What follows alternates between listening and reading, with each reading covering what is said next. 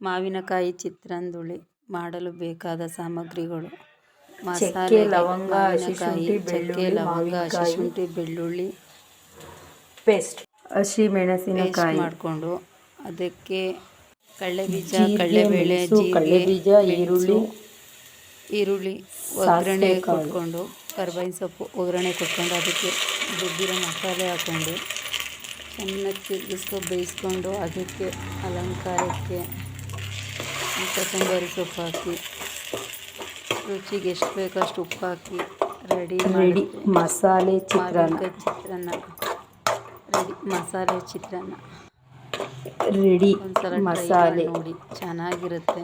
ತುಂಬ ದಿನ ಚಿತ್ರಾನ್ನ, ಸ್ವಲ್ಪ ಎಣ್ಣೆ ಚಿತ್ರಾನ್ನದ ಮಸಾಲೆ ರೆಡಿ. ತುಂಬ ಚೆನ್ನಾಗಿರುತ್ತೆ. ರುಚಿಗೆ ಉಪ್ಪು, ಅಲಂಕಾರಕ್ಕೆ ಕೊತ್ತಂಬರಿ ಸೊಪ್ಪು. ರೆಡಿ ಚಿತ್ರಾನ್ನದುಳಿ.